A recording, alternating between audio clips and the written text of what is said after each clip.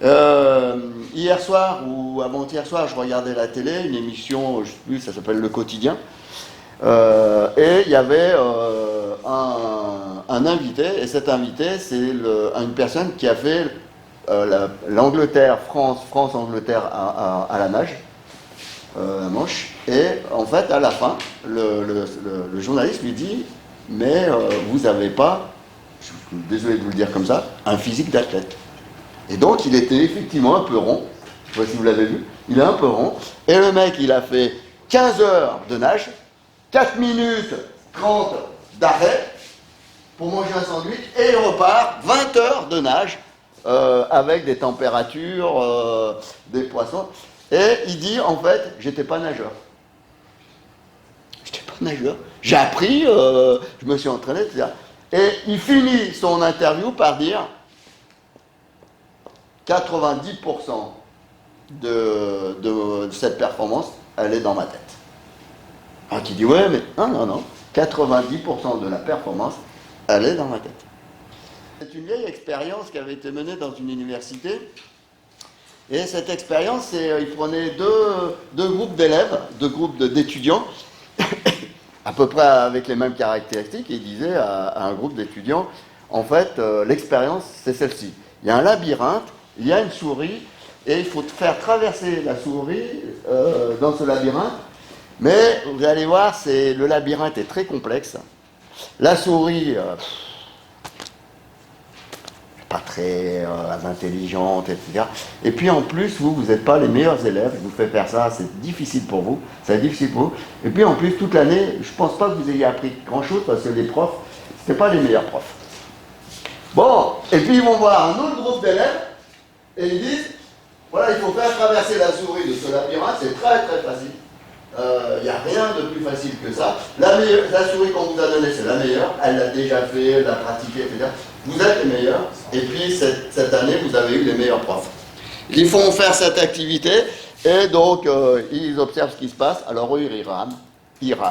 Ils n'arrivent pas à faire l'expérience. Et eux, ils réussissent facilement. Je vois mon fils et il me dit, je viens de voir un film qui s'appelle 127 heures. Ah, je lui dis, c'est quoi ce film, 127 heures? Et il m'explique ce que c'est que ce film. Il me dit, c'est une partie d'une histoire vraie.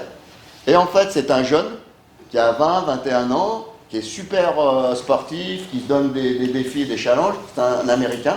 Et en fait, il part souvent se donner des défis dans le Ouest américain, je crois.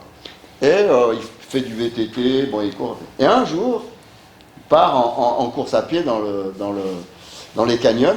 Et au fond d'un gouffre, il voit une lumière, ou quelque chose qui brille, il descend, et en descendant, il s'accroche contre la paroi, et en s'accrochant contre la paroi, il décroche un rocher, et il tombe au fond du petit gouffre. Et le rocher lui tombe sur le bras, et lui coince le bras. Donc mon fils me raconte ça, et il me dit, en fait, il va rester 127 heures au fond du gouffre. Et il ne peut pas sortir, son bras, le rocher le coincé par le bras, et en fait, il appelle, il crie, etc. 127 heures, ça fait du temps.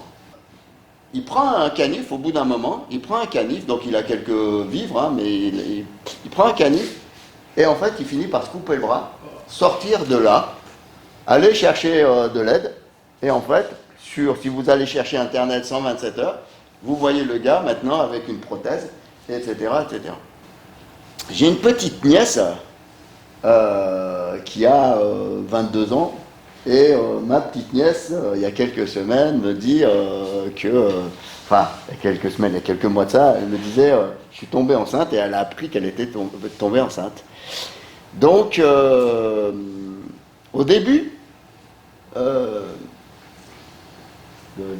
la façon dont elle a appris qu'elle était tombée enceinte, elle avait compris un truc, c'est que quand elle aurait son bébé, il faudrait qu'elle se réveille plusieurs fois dans la nuit pour le nourrir. Et en fait, elle commence à stresser, angoisser, parce que, en fait, elle raconte que depuis qu'elle est bébé, quand elle se couche, dans les 10 secondes qui suivent, elle dort, et plus rien ne peut la réveiller. Et d'ailleurs, elle se vante même de dire, ouais, mon mari, quand Mon chéri, quand il est là, il peut se lever, il y a du tonnerre, lui il entend des bruits, moi j'entends rien. Donc je m'endors et je me réveille le lendemain. Donc je suis une grosse dormeuse. Et quand elle apprend qu'elle est enceinte et que les médecins lui disent qu'il va falloir le nourrir la nuit, votre bébé, surtout si vous lui donnez le sein, bon, etc., il va falloir... Et là, elle commence à stresser parce qu'elle dit, mais en fait, je ne pourrais pas nourrir mon bébé. Ça va être mon mari, mais mon mari dit, moi, je ne peux le pas toutes les nuits. Et en fait, elle commence à stresser. Et ma petite nièce a accouché. La première semaine à la maison, donc, elle entendait le bébé, elle se levait. La deuxième semaine, le bébé ne se réveillait même pas, qu'elle était déjà levée. Je vous raconte toutes ces histoires, pourquoi ? Parce que le mental, il est partout, tout le temps, dans des circonstances extrêmes ou dans des circonstances. Dans toutes ces histoires, il y a un point commun. C'est que les personnes ne pensent pas qu'elles puissent arriver à faire quelque chose. Et donc, dès que le cerveau pense qu'il ne peut pas arriver à faire quelque chose, il va faire en sorte de se débrouiller de ne pas y arriver. Néanmoins, si les circonstances ou le contexte s'arrangent pour que la personne puisse arriver à faire quelque chose, la personne va atteindre un objectif qu'elle ne pensait pas possible à un moment donné. Se réveiller la nuit, se couper le bras. Si je disais aux jeunes, je te donne 10 millions de dollars et tu te coupes le bras avec un canif une semaine avant, ils m'auraient dit, mais t'es fou, c'est impossible, jamais de la vie. Si je vous le dis, vous me diriez la même chose.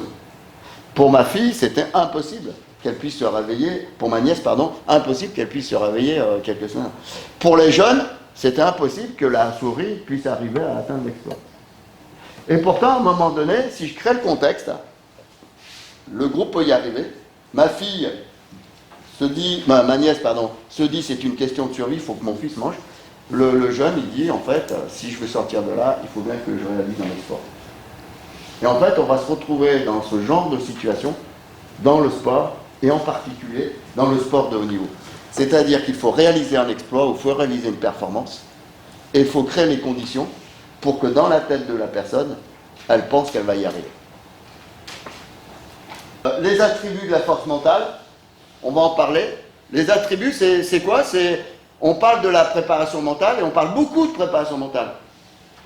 On parle très peu de la force mentale, et on parle très peu des attributs de la force mentale. Alors on en parle très peu de manière formalisée. Mais vous savez tous ce que ça veut dire. C'est-à-dire si je vous parle de la concentration, c'est un attribut de la force mentale. Si je vous parle de la gestion des émotions, Eric en a parlé, c'est un attribut de la force mentale. Mais qu'est-ce que ça veut dire derrière que de se concentrer ? Qu'est-ce que ça veut dire derrière que de gérer des émotions ? Et donc en termes de définition et de contexte, ça veut dire quoi exactement et comment on le sollicite ? C'est quoi les temps de travail ? C'est quand on est dans une structure de haut niveau, académie, club, loup, n'importe quoi, c'est quand on intègre la dimension mentale, à quel moment ça doit s'intégrer ? À quel moment on doit le travailler ? Est-ce que c'est que à l'entraînement ? Est-ce que c'est avant ? Est-ce que c'est après ? Voilà. Et on va parler des temps de travail dans lesquels on peut solliciter des outils. Par exemple, l'hypnose, à quel moment ça peut venir ? La vidéo, est-ce que ça peut venir ? Oui. Est-ce que c'est un élément de la préparation mentale ? Oui, non. Voilà. C'est à quel moment on va travailler et pourquoi. Et ça, c'est intéressant parce que plus le coach, le staff sait faire ça, plus il va solliciter la dimension mentale.